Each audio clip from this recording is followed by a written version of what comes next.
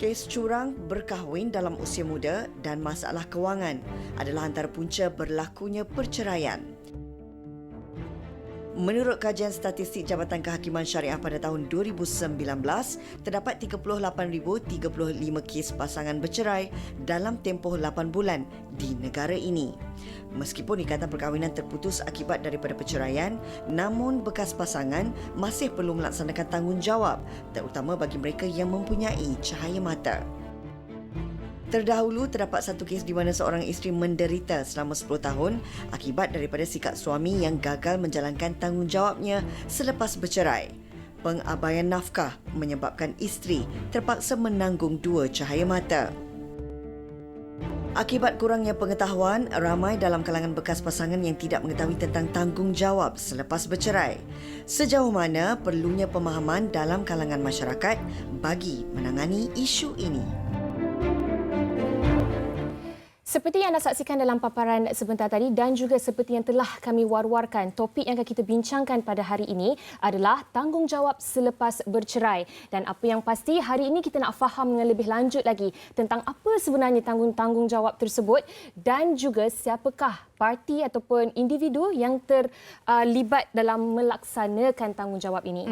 Dan di studio bersama dengan kami pada hari ini, elok kalau kami perkenalkan terlebih dahulu di hujung sana, tak asing lagi di studio wanita hari ini, bersama dengan Tuan Faisaluddin Yusof yang merupakan seorang peguam syar'i. Assalamualaikum. Waalaikumsalam, Yaina, Singgita dan semua penonton wanita hari ini yang setia. Dah lama Betul. tak jumpa Tuan Faisaluddin. Selamat kembali ke studio wanita hari ini. InsyaAllah, kalau khidmat diperlukan, saya sudi memberikan. Okey, baiklah. Dan kita juga bersama dengan Datuk Dr. Fadzila Muhammad Ali selaku perunding motivasi kita pada hari ini. Datuk sihat ya? Alhamdulillah. Assalamualaikum. Waalaikumsalam. Okey, baiklah. Seperti yang kami dah kongsikan dari awal tadi dan sebentar sahaja tadi Yana dah kongsikan, topik kita pada hari ini, tanggungjawab selepas bercerai. Kami sempat berbual dengan Datuk dan juga Tuan tadi. Tuan berkata yang sewaktu PKP ni angka pasangan yang bercerai semakin meningkat. Itu mungkin disebabkan oleh beberapa faktor yang tidak boleh dielakkan sewaktu PKP. Tetapi kita nak bercerita mengenai tanggungjawab ni dari segi undang-undang, Tuan. Selepas seseorang bercerai, apakah antara tanggungjawab pasangan itu terhadap mereka berdua dan juga anak-anak mereka dari sudut undang-undang? Baik ya, Singgita, terima kasih ya. Dalam negara kita ni, kita kena sedia maklum ya, kita sedia maklum ada 2 sistem, satu undang-undang civil dan satu undang-undang Islam. Kerana melibatkan pasangan yang beragama Islam dan pasangan yang bukan beragama Islam. Tetapi boleh diringkaskan kedua-duanya, ada hak bekas isteri yang perlu ditanggung oleh bekas suami. Ada hak anak yang perlu ditanggung oleh ayah kandung tadi. Walaupun kedua-dua pasangan ni dah tak duduk serumah ya. Dalam konteks Islam ya, pasangan Islam, kalau untuk isteri, bekas isteri, dia boleh menuntut hak nafkah iddah. Dia boleh menuntut berkenaan dengan mut'ah. Dia boleh juga menuntut berkenaan dengan harta sepencarian. Sama juga kesnya dengan pasangan yang bukan beragama Islam, boleh menuntut maintenance dia panggil, tapi dia tak adalah panggil mut'ah dan iddah ya. Tetapi ada dia panggil nafkah untuk bekas isteri tadi. Begitu juga dalam konteks anak. Anak ini pun perlu ditanggung oleh ayah kandung tadi. Baik yang beragama Islam ataupun yang bukan beragama Islam. Cumanya kadang-kadang kita asyik berbincang dan berdiskusi berkenaan hak bekas isteri, hak anak, tapi jarang kita bincang hak seorang ayah, hak seorang suami, bekas suami kan. Ini yang biasa dilupakan ya. Jadi bekas suami pun ada hak dia, iaitu hak dia kepada anak tadi. Walaupun katakanlah kebanyakan anak-anak ini memilih untuk tinggal dengan mak kan, duduk dengan mak kerana mak tu lebih kasih sayangnya lebih bagus kan Datuk kan. Saya pun jadi begini pun banyak faktor mak. Mak membelai saya semua kan. Jadi begitulah. Tetapi banyak juga bekas-bekas ni ibu ni yang menjaga anak ni, kadang-kadang dia menghalang pula ayah tadi nak menziarahi, melawat. Jadi antara perkara yang mungkin terlepas pandang ya. Itulah secara ringkasnya menjawab Sanggita untuk dua-dua kumpulan, iaitu yang beragama Islam dan juga yang bukan beragama Islam. Kalau ada masalah sebagainya, nanti kita bincang kemudian. Baik, Tuan Faisaluddin telah berkongsi dengan kita semua tentang tanggungjawab yang orang kata berkenaan dengan kewangan. lebih kepada kewangan tadi. Dan Datuk Dr. Fazila, mungkin kita boleh melihat dari sudut yang sedikit berbeza dari sudut tanggungjawab ini. Bukan sahaja tertumpu kepada wang, maintenance seperti yang Tuan katakan tadi, tetapi lebih kepada tanggungjawab dari sudut emosi. Sentiasa berada untuk anak-anak khususnya. Dan masih lagi menjaga hubungan antara bekas isteri, bekas suami dan juga keluarga masing-masing. Silakan Datuk. Ya, dalam hal ini bila keluarga itu berpecah belah, isteri ke lain, suami ke lain, dan mungkin suami ada orang yang ketiga dalam hal ini atau isteri sudah berkahwin dan sebagainya. Emosi itu tertumpu pada anak. Baik. Jika anak tu masih kecil, dia masa kecil dulu dia ingat 2 tahun dia ingat bapa dia ada balik kerja dukung. Tapi sekarang dengan mak dia tak ada siapa, bapa tak datang, ya. Ini membuatkan anak tu kumpulkan emosi itu dari umur 0 tahun hingga ke 5 tahun tu akan jadi satu cerita dari skrip dalam hidup dia. Bila dia dewasa nanti skrip itu akan keluar. Baik. Akan keluar yang menjadikan dia ganas ke, dia benci ke, dia benci orang lelaki ke, dia benci mak dia ke. Ini semua akan tumbuh dalam sikap anak-anak. Yang kedua ialah kesihatan mental. Anak-anak jadi tak tentu. Isteri juga kadang-kadang kerana mungkin dia bercerai kerana dianiaya. Jadi dia rasa kesihatan mentalnya terganggu. Dia menangis tak berhenti-henti, ataupun dia rasa lonely, ataupun dia rasa mungkin kerana suami tidak ambil tahu langsung tentang nafkah tu. Jadi dia terpaksa mencari kerja kalau dia tidak ada kerja. Sedangkan ada tanggungan 3 anak misalnya. Itu membuatkan si isteri itu merasa tertekan, depression. Akan timbul depression waktu itu. Dia tak tahu depression. Kadang-kadang akan melibatkan dia jadi separuh gila, dia menjadi macam tak tentu kala lah. Itu kalau dia ada ibu bapa, dia akan berbalik kepada ibu bapa mengadu hal. Cubalah ibu bapa tu tidak ada dalam hal ni, tidak ada langsung yang membantu dia. Inilah yang menyebabkan depression pada ibu dan depression pada anak. Kalau ibu depres, dia boleh pukul, dia boleh cubit, dia boleh menidakkan anak dia kerana dia benci pada suami dia yang tidak memberi bantuan. Misalnya nak beli pampers pun tak beli, susu pun tak beli, anak demam pun tak tengok. Jadi macam mana? Di mana peranan itu? Baiklah. Saya setuju dengan apa yang Datuk kongsikan sebab ia saling berkait. Apabila pasangan mengalami stres ataupun ibu itu sendiri mengalami stres itu akan ditujukan pada anak-anak dan anak-anak itu akan stres juga dan membuatkan mereka tidak tahu bagaimana untuk mengatasi situasi itu. Betul. Baik, kita nak tanya banyak lagi soalan kepada Tuan Faizaluddin dan juga kepada Datuk Dr. Fazila. Tetapi sebelum itu, kita ada satu paparan yang nak dikongsikan bersama dengan anda. Sempat kami bertanya ke orang ramai, apa sebenarnya menurut mereka menjadi faktor ataupun punca berlakunya pengabaian tanggungjawab dalam kalangan keluarga. Mari kita sama-sama saksikan. Yang saya tahu, bila anda bercerai, kita perlu rujuk kepada mahkamah syariah yang kita perlu tahu apakah hak-hak kita sebagai janda lah kan untuk selepas bercerai. Kita boleh tuntut hak kita sama ada harta-harta pencarian. Sebenarnya sama masa di zaman perkahwinan ataupun selepas penceraian. Time ambil kad laporan, kena hadir jumpa cikgu. Itu pun termasuk dalam nafkah sebenarnya, nafkah kasih sayang, nafkah tanggungjawab. Tanggungjawab tu dia tetap akan berjalan macam biasa. Kita akan tetap kena jalankan tanggungjawab tu sama ada dari segi makan pakai. Macam lelaki ni dia kena fikir kalau ada anak tu dia kena teruskan bagi nafkah lah dekat anak supaya yang pihak ibu yang menjaga ni dia boleh membesarkan anak dengan apa yang bagi nafkah tu lah. Tanggungjawab menjaga anak, mendidik anak. Tak semestinya kalau lepas kita bercerai, tanggungjawab itu diserahkan kepada ibu atau kepada bapa itu saja. Jadi mereka kena bersama-sama.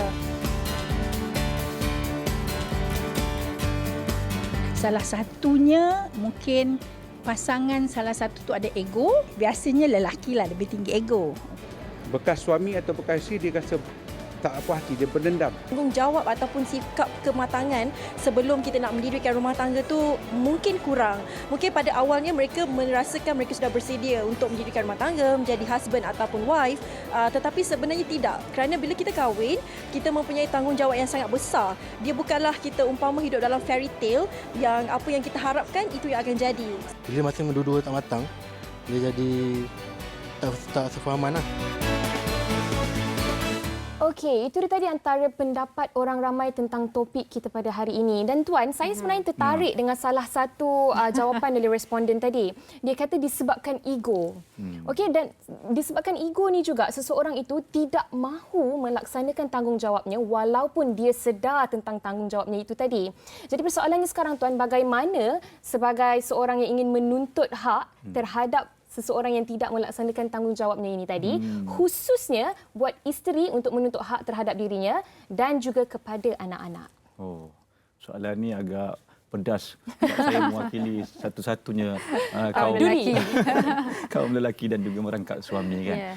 Jadi begini ya, dalam perkara begini biasanya apabila ada perceraian ya di mahkamah, kebiasaannya ya bila berlakunya perceraian, bila mahkamah ataupun hakim nak memutuskan mengesahkan berlakunya perceraian, dia akan rekodkan juga tuntutan-tuntutan lain ataupun hak-hak selepas berlaku perceraian. Baik kepada isteri ataupun kepada anak tadi ya. Contoh nafkah semua ya. Baik. Begitu juga kadang-kadang ada yang tak dapat diputuskan waktu proses perceraian tu. Jadi kena buat tuntutan yang berasingan. Baik. Bila mahkamah dah ada buat keputusan perintah, contohnya setiap bulan kena bagi duit sebanyak ini. Kemudian setiap bulan si ayah ni diberi hak untuk lawat anak ni hujung-hujung minggu sebagai contoh ya. Tapi bila dah beberapa tahun berlalu, ya awal-awal tu okey, biasanya okeylah. Tapi bila dah beberapa tahun lalu mungkin ada masalah-masalah baru pula di antara bekas-bekas pasangan ini. Jadi adalah pihak yang tidak bertanggungjawab, dia mengingkari perintah mahkamah tadi. Dalam hal begini, pihak yang menjadi mangsa tadi tak dapat dia punya hak yang sepatutnya sebagaimana yang telah dipersetujui dan diputuskan oleh mahkamah, boleh pergi ke mahkamah balik buat tuntutan supaya arahkan pihak tadi, contoh membayar sekian jumlah mengikut tempoh masa yang ditetapkan. Kalau lawatan itu ikut, jangan pula tak bagi ya. Ada orang yang langsung tak dapat walaupun mahkamah dah putuskan sebulan sekali, dah dekat 2-3 tahun tak dapat tengok. Susah. Apatah lagi dalam keadaan sekarang rumah seperti di kondominium sebagainya kan. Nak masuk kena access card. Yang dalam tu dah bagi tahu, ini kalau gambar ini, muka ni jangan bagi masuk. Jadi dia tunggu keluar je tak boleh kan. Jadi dalam hal begini, ini antara perkara yang banyak berlaku. Jadi jangan risau, insya-Allah boleh ada maknanya, boleh pergi ke mahkamah buat aduan dan juga minta supaya mahkamah keluarkan perintah mengarahkan. Hakikatnya banyak orang tak tahu. Sebab apa? Kalau kita tak bawa perkara ni, jadi dia mangsa jadi begitu jadi kebiasaan. Akhirnya akan ada pihak yang dia panggil tanggung bulat-bulat sendiri. Jadi kerana apa, kena bawa kes tu ke mahkamah sebab hakim juga boleh arahkan kalau dia masih ingkar, sanggup ke kita pergi ke penjara. Itu pun boleh juga hakim arahkan. Jadi ini sebenarnya adalah implikasinya sekiranya mengingkari perintah mahkamah. Berat tahu hukumannya tu. Okey, baik.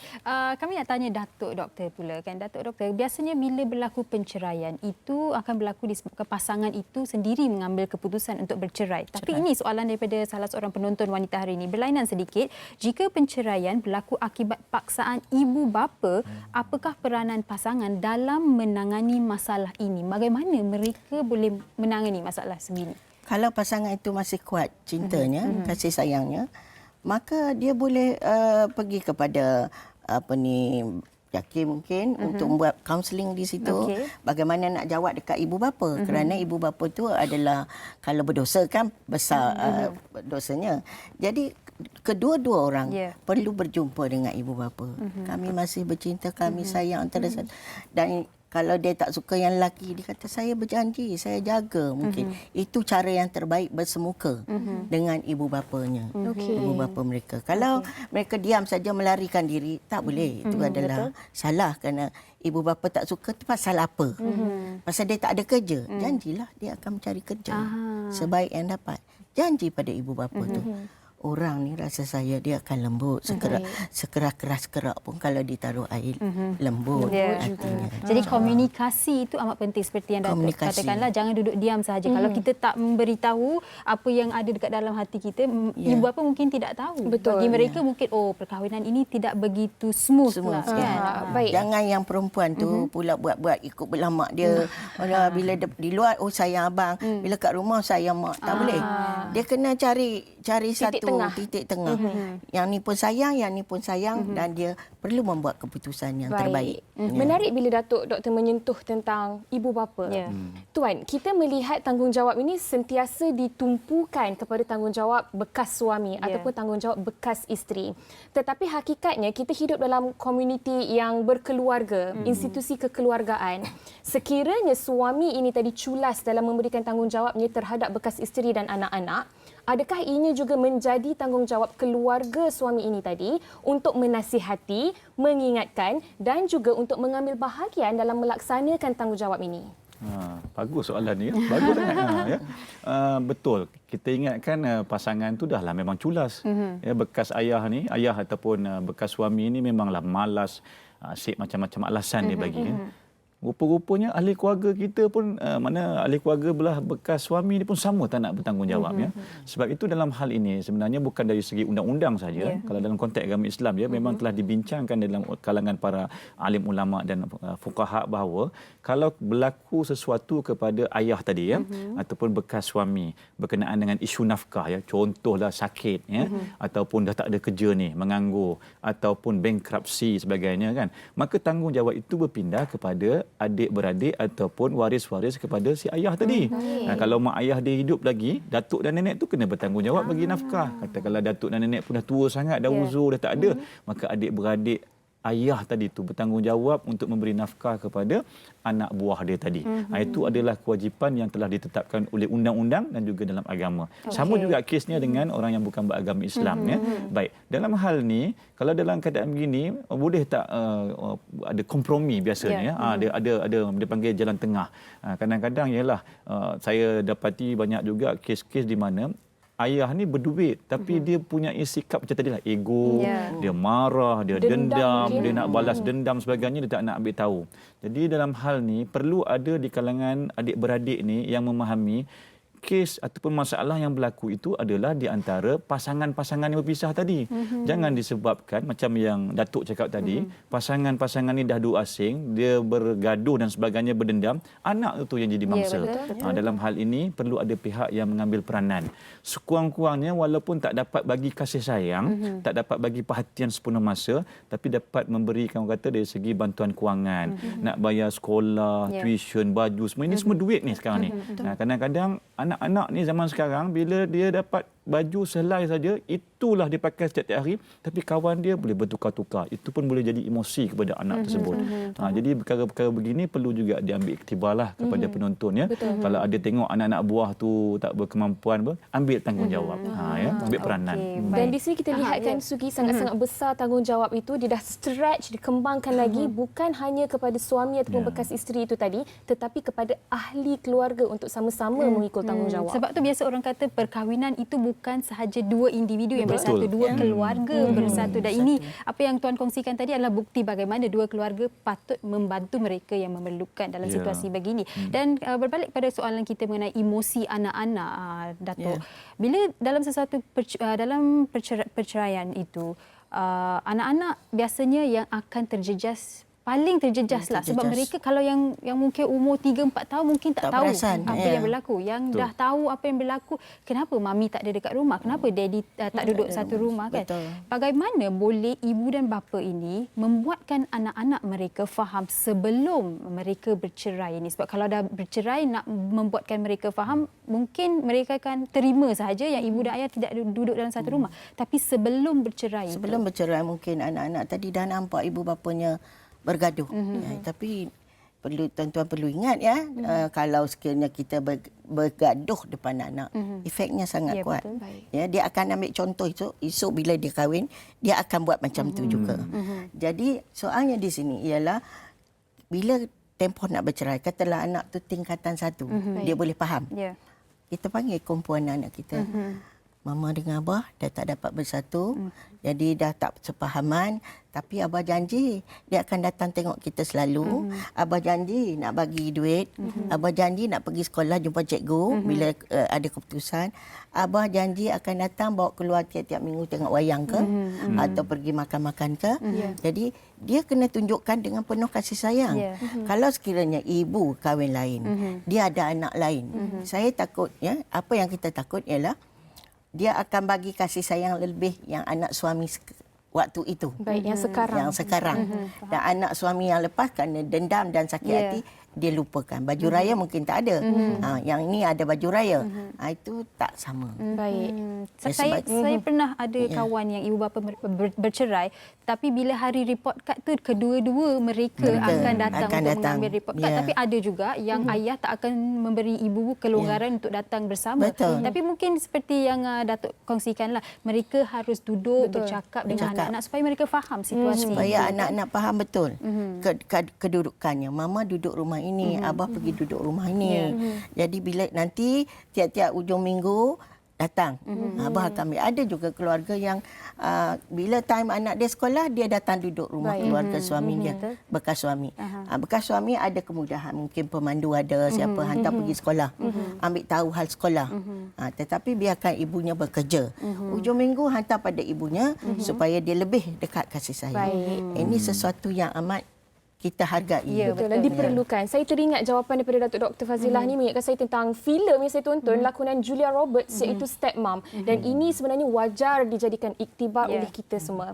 Baik, masa sangat mencemburui kita dan sedikit konklusi dari Tuan Faisal tentang topik kita pada hari ini. Okey, pada saya mudah saja sebab untuk mengelakkan sebarang tindakan oleh pihak berkuasa ya. Sebab setiap tindakan kegagalan kita ni ada dia punya kesan dan juga boleh melibatkan kita punya masa depan.